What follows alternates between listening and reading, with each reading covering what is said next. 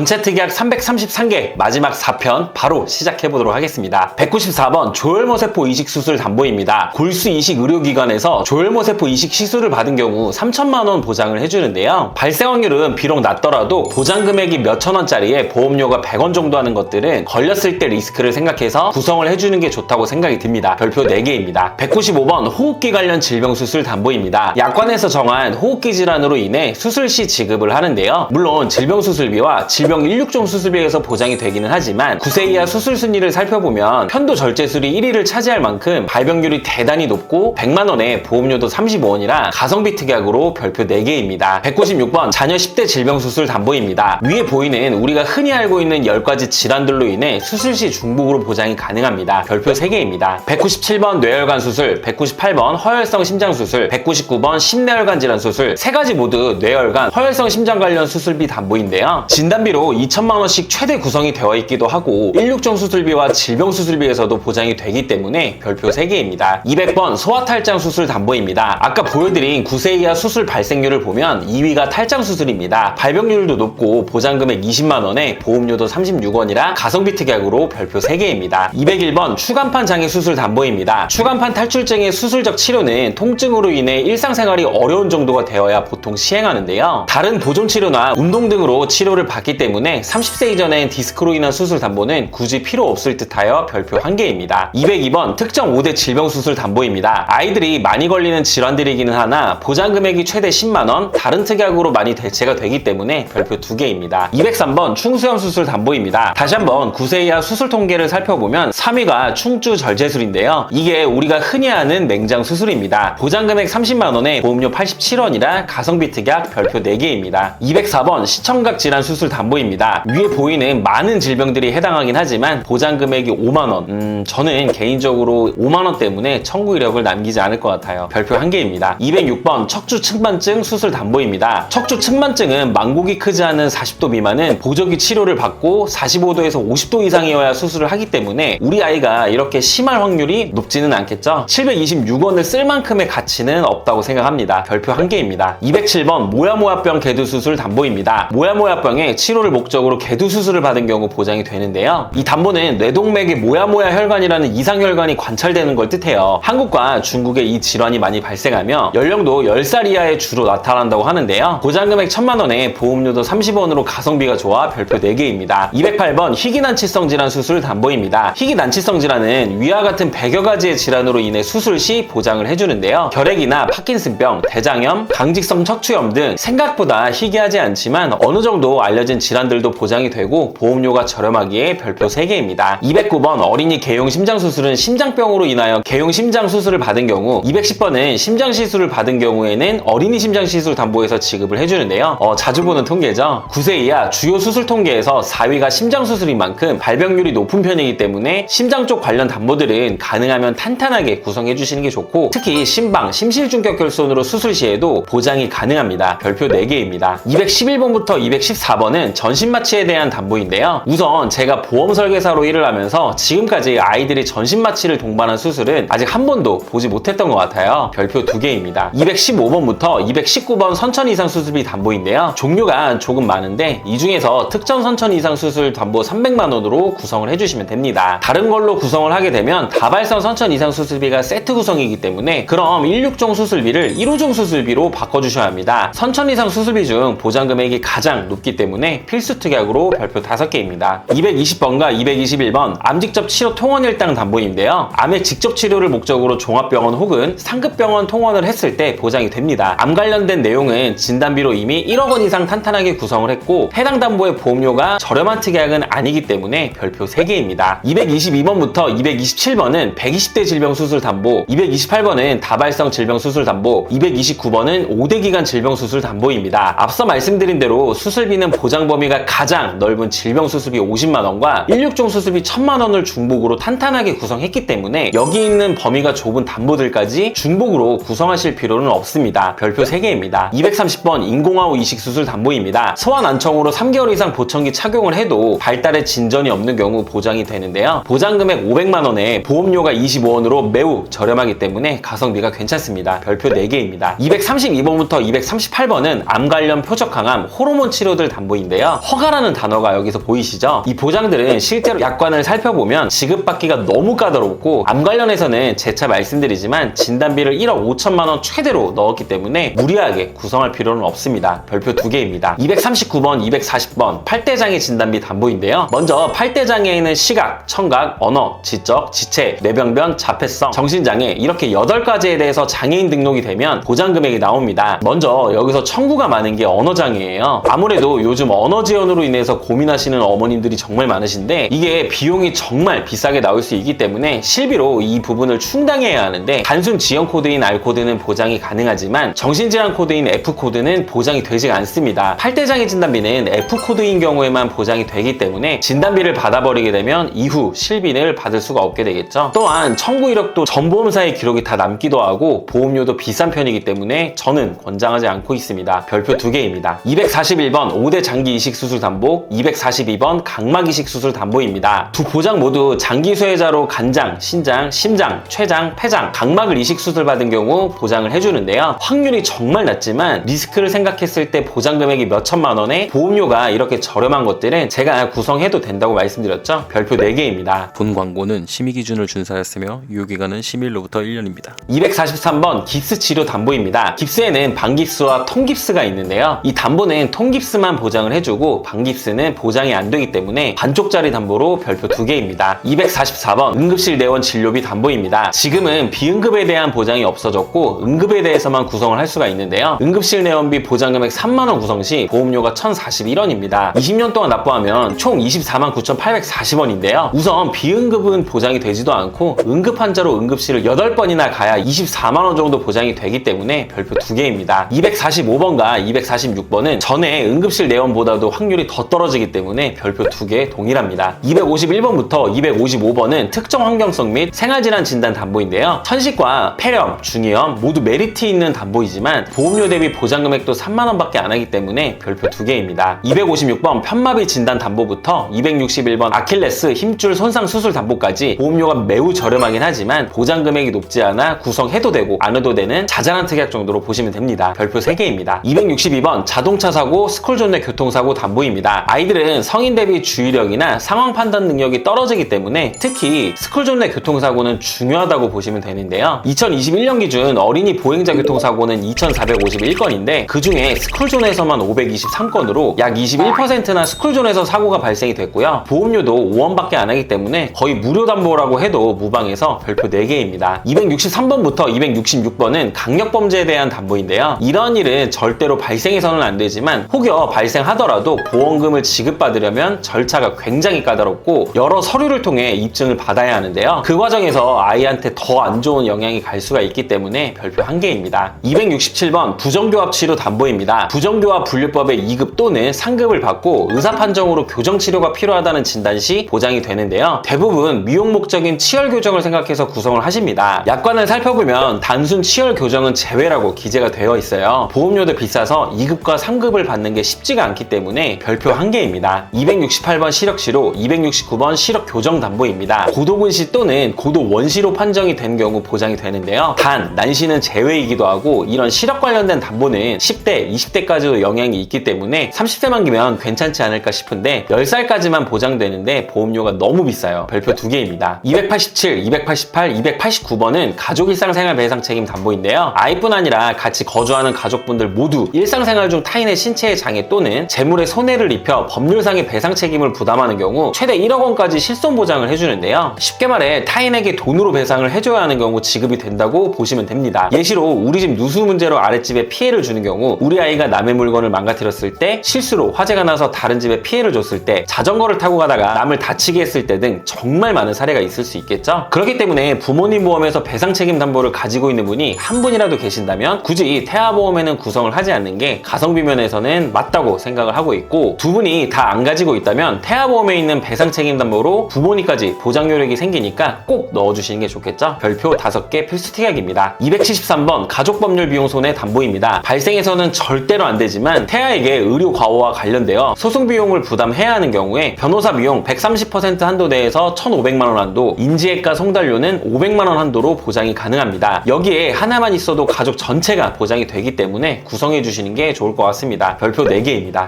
277번부터 279번 암주요 치료비, 이대질환 주요 치료비 담보입니다. 작년 하반기까지만 해도 정말 이슈가 되었던 담보예요. 메인 담보는 암 진단비가 이미 1억 5천만 원이나 탄탄하게 구성되어 있기 때문에 가족력이 있는 분들은 추가해주시고 나머지 분들은 별표 3개 정도로 보면 될 것 같습니다. 이제 남은 담보들은 태아특약 담보인데요. 태아특약은 아이가 태어날 때 이슈들에 대해서 보장을 해주는 만큼 정말 태아보험에서 가장 중요한 필수 특약이라고 보시면 됩니다. 보험료도 태아 기간 동안에만 납부하기 때문에 큰 부담이 없을 거예요. 첫 번째 태아특약은 280번 저체중아 출생 담보입니다. 아이가 출생 시 2.5kg 이하는 50만 원, 2kg 이하는 100만 원 보장이 지급되는데요. 2.5kg 이하가 100만 원이라면 사실 구성해볼 만한데 50만 원밖에 보장이 되지 않고 이 담보 이외에도 인큐베이터를 이용 시 저체중아 입원 일당과 질병 입원 일당이 최대로 들어가 있기 때문에 필수로 구성할 필요는 없습니다. 별표 3개입니다. 281번은 30일주 이내 출생진단 담보입니다. 아이가 30일주 이내에 출생한 경우 지급을 해주는데요. 마찬가지로 대체하는 특약이 많고 35주도 아니고 31주는 이걸 구성할 바에는 차라리 저체중아 출생이 낫지 않을까 싶습니다. 별표 2개입니다. 282번 저체중아 입원 일당입니다. 아이가 2.5kg 이하 미숙아로 태어나서 3일 이상 인큐베이터를 이용한 경우 3일에서 60일 한도로 1일당 5만 원 지급을 해줍니다. 인큐베이터 입원 일당이라 보셔도 될 것 같아요. 별표 4개입니다. 283번부터